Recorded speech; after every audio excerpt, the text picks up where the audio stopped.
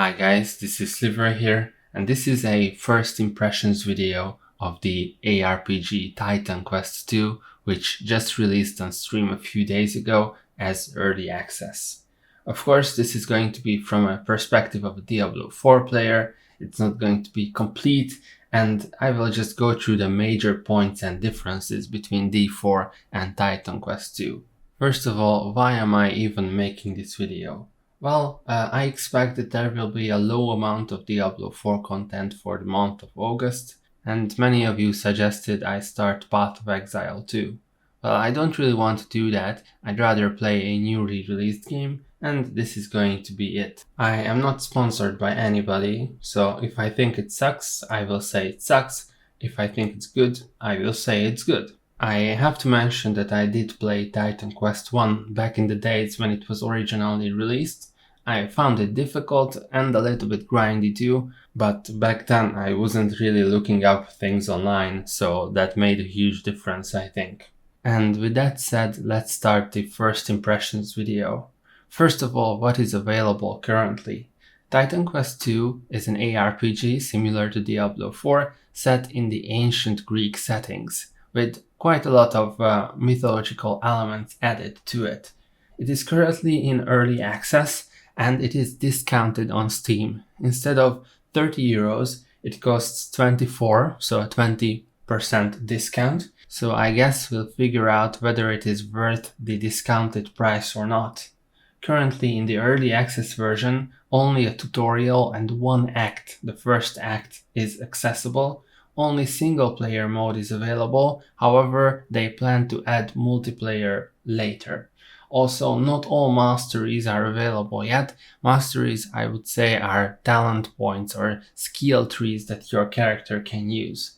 However, multiple other masteries are planned for later release. Moreover, I believe that the developer, THQ Nordic, is quite reputable, so I wouldn't expect them just abandon the game. I believe that they will deliver on their promises on future updates, so I wouldn't really worry about that part. So let's move on to systems and what's different from the systems of Diablo 4 and Titan Quest 2. In terms of enemies, I would say there's a decent variety of enemies for one act, for the one act that is currently in the game. There's fishmen, there's humanoids, ghosts, turtles, and so on and so on. The big difference in terms of enemies between Titan Quest 2 and D4 is that there's no level scaling in Titan Quest 2, which means the level of the monsters is not scaled to the level of your character. And this results in quite interesting interactions. For example, you can go to an area on the map which is much higher level than you, and because of that it is more difficult. And you can go back to areas that you already finished, where the monster level will be much lower. So in this sense, and you will see that multiple other senses as well, Titan Quest 2 mostly resembles Diablo 2 instead of Diablo 4, which I believe is a good thing. In terms of character development, there are also multiple huge differences between the two games. As you can see, there's quite a bit of skill modification in Titan Quest 2, which Diablo 4 lacks. When you level up, you will gain passive points and active points, which you can spend on passive and active skills, but that's not all. You can customize both passive and active skills with different attributes. And of course, this adds quite a lot of depth and complexity to the game.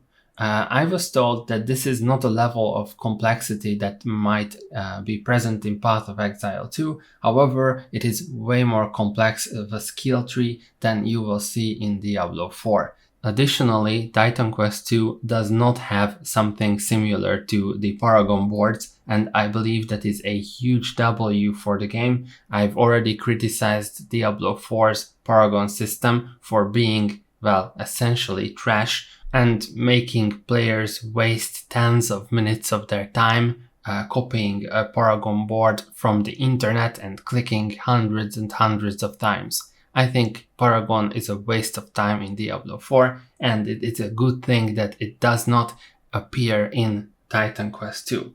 Instead, your character can choose 2 masteries, and your class will be based upon those 2 masteries that you chose. So you can be a kind of warrior who uses earth magic if you choose the warfare and earth masteries. In addition to that, you also get some attribute points which you can spend on the usual attributes, and in this situation the items require you to have certain levels of attributes, which means that if you are a warrior, you basically cannot equip mage stuff because the items have certain stat requirements. Now, currently Titan Quest II doesn't really have an endgame to speak of, but it is in early access, and Diablo 4 has still no endgame after 2 years of being released, so I don't think we can really blame Titan Quest 2 for that. You can respawn bosses after you have killed them, and you can also increase the level of mobs that you have already killed. So there are things that the developers have implemented that will resemble an endgame, it just needs a little bit of work. Another huge difference between D4 and Titan Quest 2 is that in TQ2 there are no current plans for seasons being added. And I really support this decision because we already have multiple ARPGs with seasons in them, and the seasonal format restricts developers from making, let's say, incredibly rare items. So if the Titan Quest 2 developers are up for it, they could create some extremely rare items, and when those items drop, then a huge game-defining moment can occur for the player when you're just extremely happy that something has dropped. This doesn't really happen in D4 anymore. The mythic unique items are very common. Everybody and their mother walks around with a shako. So again, I like the non-seasonal format from the developers, and I hope they will be able to capitalize on it. And with that, let's move on to itemization.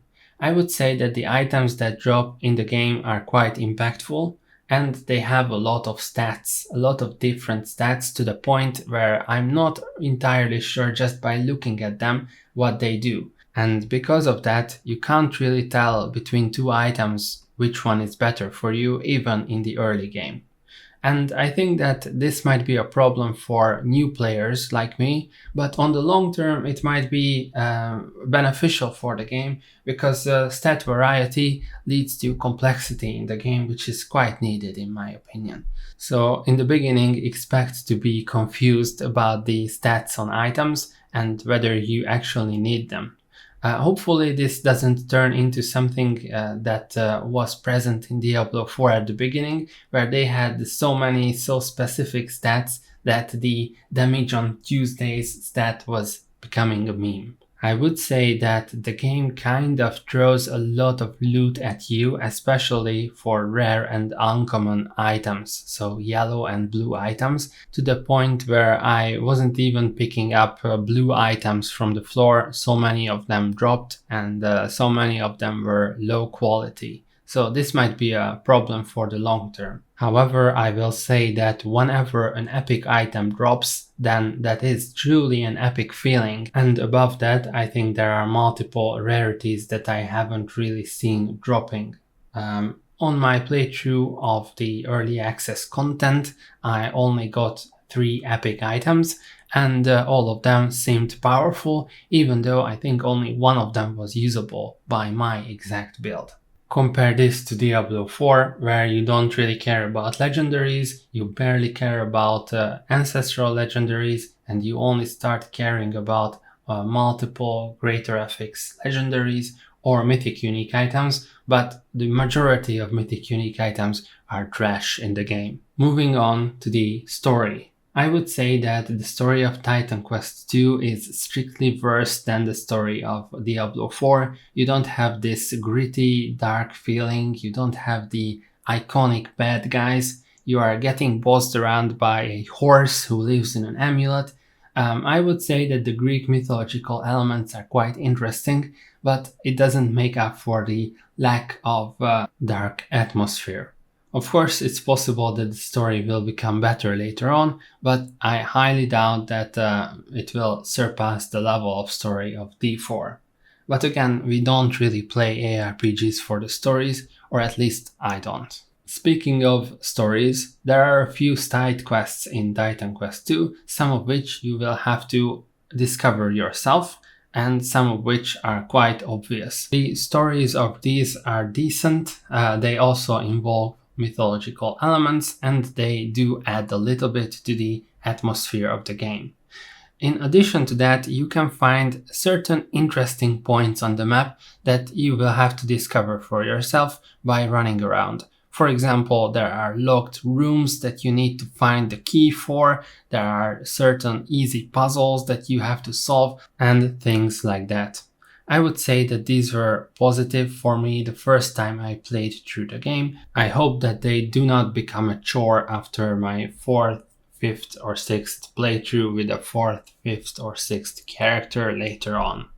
I would say that the difficulty currently is too easy compared to Titan Quest 1.